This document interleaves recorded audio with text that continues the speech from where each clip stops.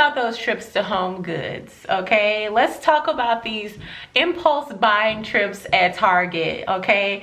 Don't feel targeted, don't feel attacked. I am coming to my own house, I'm sweeping my own front door. Hey everyone, and welcome back to another Love Looks Logic video. First off, I would like to give a shout out to you, L3 Tribe, all 23 of you, even though that number is super small.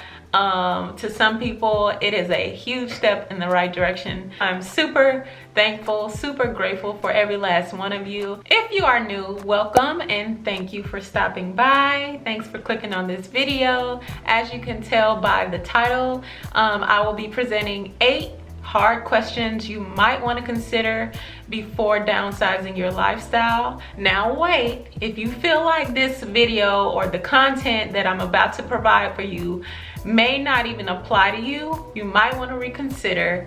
Just keep on watching. So the first question you should ask yourself is, what is it that you're feeding yourself that is encouraging you to buy more?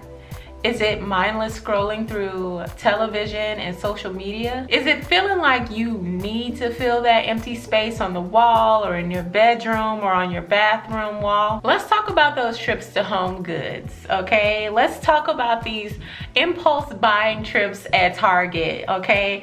I am coming to my own house, I'm sweeping my own front door. So this is meant to convict you, actually. Let's talk about our impulse buying. As a matter of fact, in 2020, consumers contributed over $861 billion in online shopping. That's a 44% increase in online spending. I can only speak for myself when I say I spent way more money in online shopping than I had ever intended. I will share with you a little bit later how much I actually spent. I realized that I was actually running from something when I chose to spend more time online shopping, eating away my time, instead of taking care or confronting whatever it was that was bothering me. Let's be clear, online shopping is not like a 10-minute venture. This literally can eat up your time. And one thing that I definitely came full circle with from the first time that I did my wardrobe minimization haul, I realized that the more house and containers I had, the more I felt the need to fill them. In that haul, you guys saw me go through a whole bunch of clothes that I had held on to since schooling, clothes that I had completely forgotten about. If you have not checked that video out, please do so after you finish this one. It was so freeing just to release those items and donate and sell and give away some things and really not look back and realize that you don't need that much. You don't need that much stuff. The second realization that I came to was social media and the glamorization of what you think your life should look like. Social media will have you out here thinking that you supposed to have a husband, 5 kids, and matching outfits.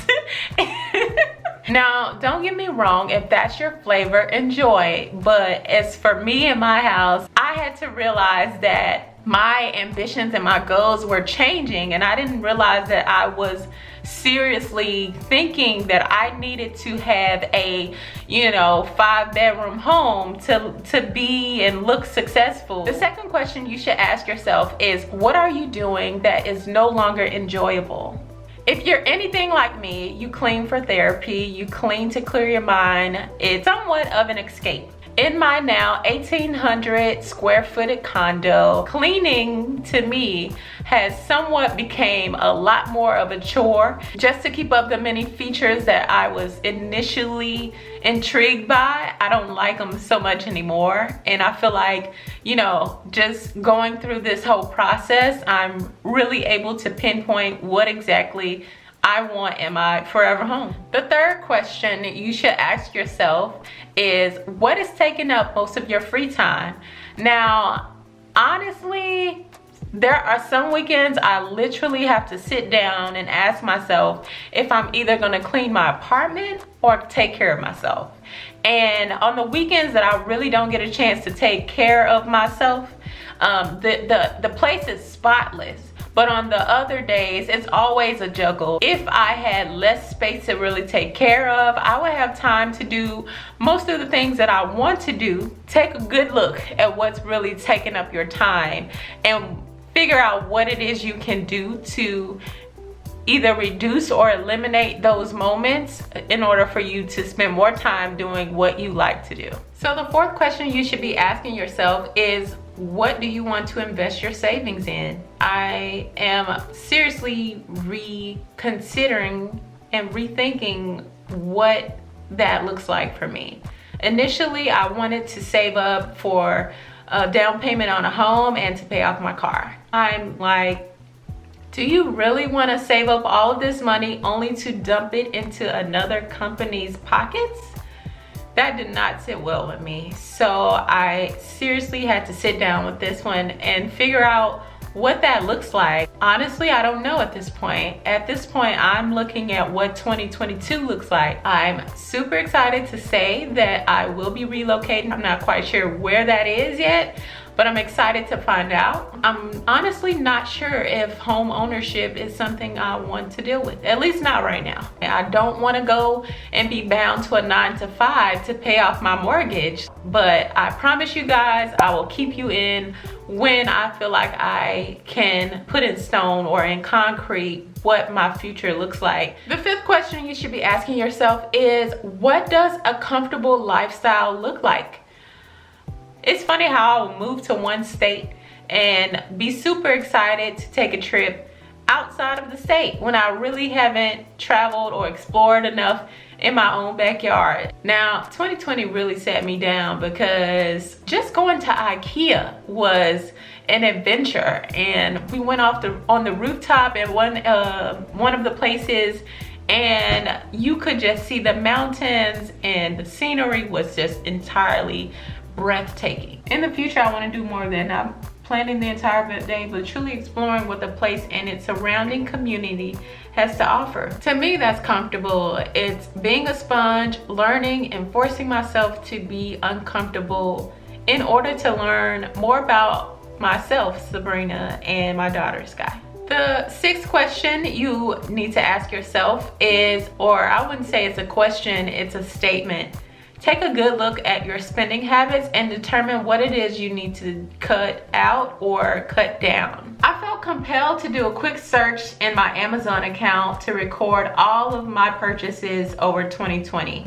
And it pains me to say that I spent over $3,200 all 2020. I seriously didn't think it was that much. And you know what I could have did with $3,200? Like, girl, I created these expectations in my head. I was trying to give off the impression that I was actually better off than I actually was. I made it all up. I just made it all up, and and I acted on it and basically spent my money meeting these expectations.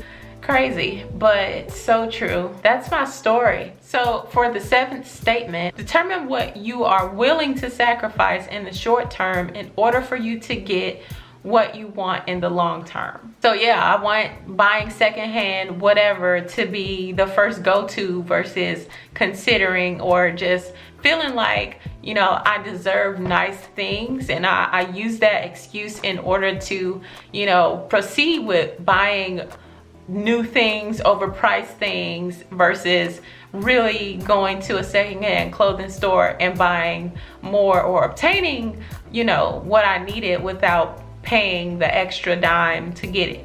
You know, I got a piece of advice: allow somebody else to pay for the appreciation of an item, and you come in right after and buy the depreciated version, but still have access to the quality and the longevity of the item, material, whatever. A lot of these issues or a lot of these decisions are all deep rooted from my childhood. I need therapy.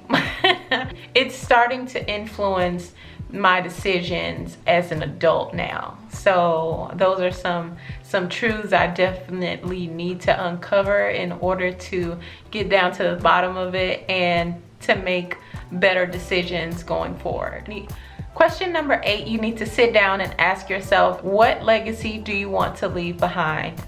Ladies and gentlemen, these questions are not meant to be easy at all. These are to help you think and really get the wheels turning.